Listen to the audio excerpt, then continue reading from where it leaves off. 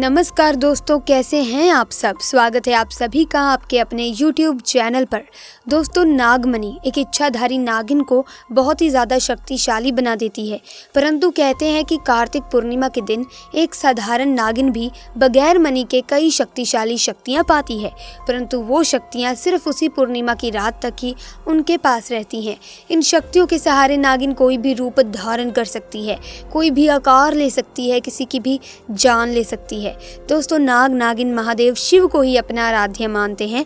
तो अगर आप भी महादेव के परम भक्त हैं तो सच्ची श्रद्धा से कमेंट बॉक्स में हर हर महादेव जरूर लिखें, ताकि भगवान शिव की कृपा और आशीर्वाद आप पर और आपके परिवार पर सदैव बना रहे। ऐसे में दोस्तों, आज की इस वीडियो में हम आपको एक ऐसी घटना बताने वाले हैं जिसे सुनकर आपके होश उड़ने वाले हैं।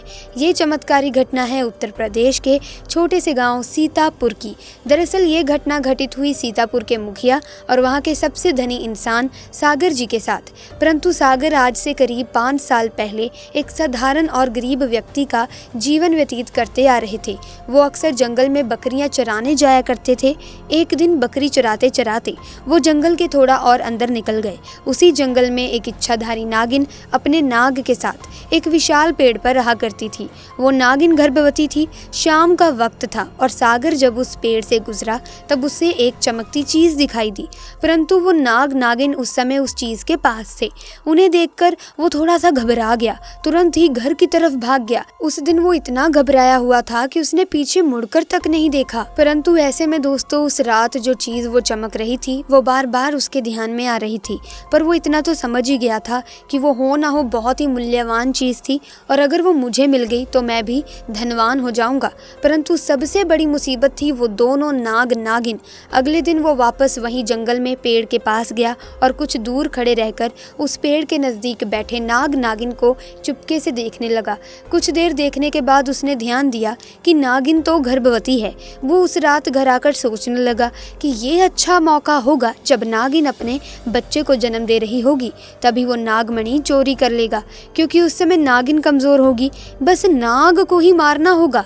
दोस्तों, कहते हैं कि अगर किसी नाग के मुंह की तरफ गोबर मार दिया जाए तब वे अपना होश खो बैठता है। अब दोस्तों, सागर को ये बात अच्छे से पता थी और वो हर रोज गोबर लेकर उस विशाल पेड़ के पास सही मौके का इंतजार करने लगा। एक दिन वो मौका भी आया जब नागिन अपने बच्चे को जन्म देने वाली थी। तभी चुपके से सागर ने सही मौका देखते ही नाग के मुंह की तरफ जोर से गोबर मारा और फिर बड़ा पत्थर उठाकर नाग को मार डाला। और फिर उसने नागिन और उसके बच्चे को भी नहीं छोड़ा, उन्हें भी मार डाला और उस मणि को उठाकर जल्दी से घर की तरफ दौड़ गया। परंतु उधर नागिन किसी तरह बच गई थी, बस बेहोश पड़ी थी। जब नागिन को होश आया और उसने अपने पति और बच्चे को मरा हुआ देखा तो उसके दुख दर्द का ठिकाना ही नहीं रहा। वो उस समय गुस्से से पागल हुए जा रही थी, पर उसने सागर से बदला लेने की ठानी। परंतु नागमणि चली जाने की वजह से वो अपनी शक्तियों का इस्तेमाल नहीं कर सकती थी, परंतु इच्छाधारी नागिन होने की वजह से वो अपना रूप तो बदल ही सकती थी। इधर सागर को जैसे ही वो मणि मिली, उसका तो पूरा जीवन ही परिवर्तित हो गया। उसकी फसल इस बार बहुत अच्छी हुई, काफ़ी महंगे भाव में भी बिकी। उसकी तो जैसे मानो लॉटरी लग गई हो, क्योंकि वो जो भी धंधा कर रहा था उसे हर जगह से लाभ ही मिल रहा था। और सागर को पता था कि ये सब उस चमत्कारी मणि की वजह से हो रहा है। ये उस मणि का ही कमाल है। गांव में अब हर जगह उसका नाम था। सागर के इस रुतबे को देखकर एक अच्छा रिश्ता सागर के लिए उसके पास ही के गांव से आया और माया नाम की एक सुंदर स्त्री से उसका विवाह संपन्न हुआ। माया अपने पति सागर को बहुत प्यार करती थी, बहुत इज्जत देती थी। दोनों एक दूसरे का कदम कदम पर साथ निभाते। उनकी जोड़ी गांव में मिसाल बन चुकी थी।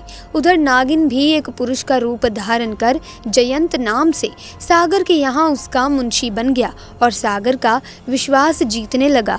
सागर भी जयंत के व्यवहार और वफादारी को देख उसे अपने भाई समान ही मानने लगा।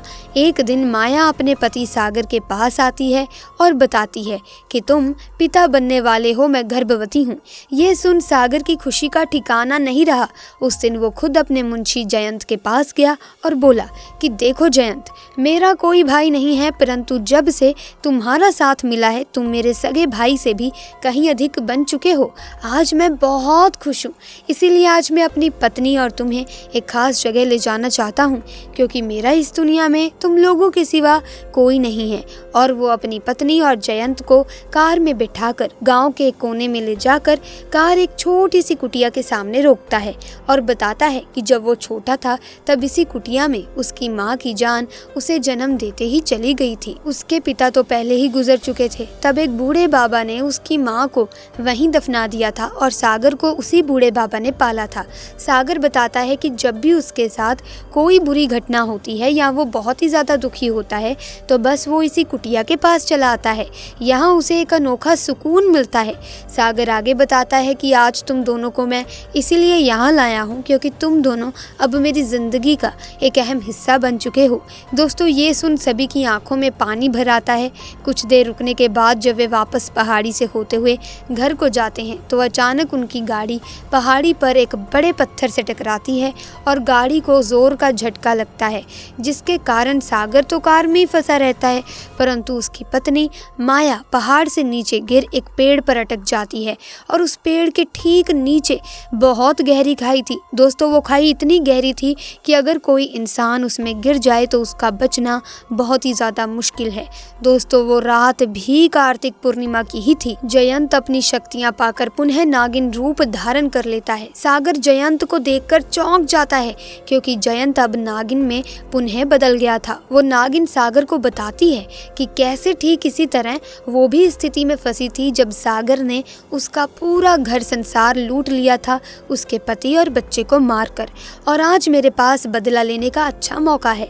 सागर घायल गाड़ी में फंसा हुआ था, रो रो कर नागिन को बोलता है कि भले मेरी जान ले ले परंतु मेरी पत्नी गर्भवती है, उसे छोड़ दे। परंतु तभी उस नागिन को अपनी वही स्थिति याद आती है कि क्या होता है जब कोई अपना छिन जाता है। ये जिंदगी का सबसे बड़ा दुख होता है। नागिन ने सागर का उसकी पत्नी के प्रति सच्चा प्यार देख उसे माफ कर दिया और माया को उस पेड़ से निकाल बचा लिया तथा दोनों को हॉस्पिटल छोड़ खुद वापस जंगल में उसी विशाल पेड़ के पास चली गई। जब सागर हॉस्पिटल से स्वस्थ होकर अपनी पत्नी के साथ घर वापस लौटा तो उसे अपनी गलती का एहसास हुआ कि उसने जाने अनजाने में लालच में कितनी बड़ी गलती करी है। वो नागमणि को लेकर उसी विशाल पेड़ के पास गया और उस पेड़ के पास उस नागमणि को रख फूट फूट कर रोने लगा और शाम को घर वापस आ गया। दोस्तों, कभी कभी इंसान लालच में इतनी बड़ी गलती कर बैठता है कि फिर उस गलती को कभी भी ठीक ही नहीं किया जा सकता और बस अंत में पछतावा ही रह जाता है। आपको ये घटना कैसी लगी हमें कमेंट बॉक्स में ज़रूर बताइएगा। साथ ही कमेंट्स में हर हर महादेव लिखना ना भूलें और अगर आपको ऐसी ही घटनाएं देखना पसंद है तो आप इस वीडियो को लाइक करें, शेयर करें और चैनल को सब्सक्राइब करके बेल आइकन को प्रेस करना ना भूलें ताकि इसी तरह की नई वीडियोस की अपडेट आपको सबसे पहले मिलेंगे दोस्तों नई वीडियो में नई घटना के साथ। तब तक के लिए हमें दीजिए इजाज़त। आपका बहुत बहुत धन्यवाद।